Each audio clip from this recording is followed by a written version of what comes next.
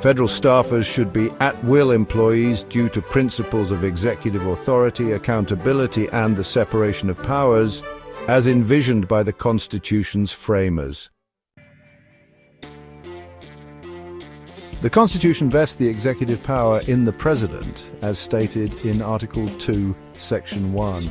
Under the unitary executive theory, the President is constitutionally empowered to control and oversee the operations of the executive branch. If federal staffers are protected by extensive civil service rules that make them difficult to remove, this undermines the President's ability to ensure that the executive branch faithfully executes the laws.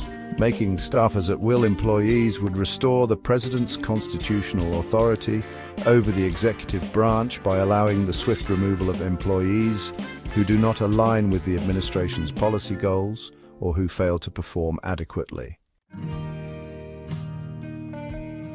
The President is elected by the people and is accountable to them, while federal staffers are not. Traditional constitutional principles emphasize that government officials should ultimately be accountable to the electorate. A system of at-will employment would enhance this accountability by ensuring that the executive branch staff serves at the pleasure of those elected to govern, rather than being insulated by bureaucratic protections that may allow them to act contrary to the administration's agenda.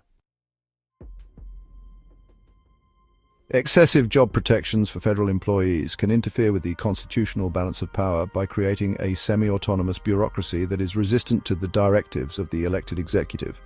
This can lead to a fourth branch of government that undermines the separation of powers. An at-will employment system would curtail this phenomenon by reinforcing the President's authority over the executive branch and reducing the risk of bureaucratic obstruction. The framers of the Constitution envisioned a government that was responsive, efficient, and limited in scope.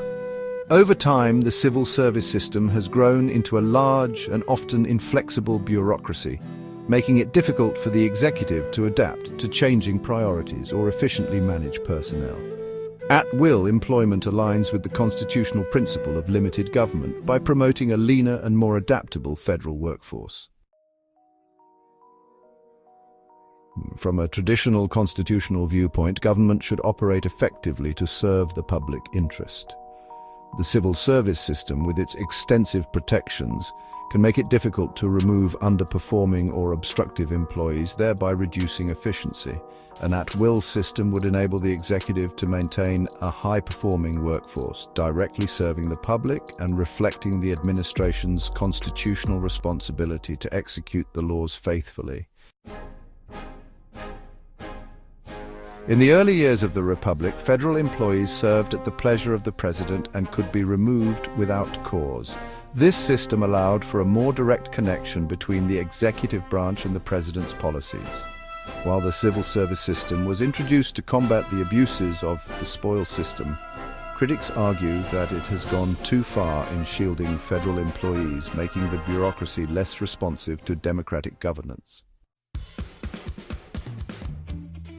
From a traditional constitutional perspective, making federal staffers at-will employees would restore the President's constitutional authority over the executive branch, ensure accountability to the people, reinforce the separation of powers, and promote government efficiency. The ultimate safeguard lies in the electoral process, as the President and other elected officials remain accountable to voters.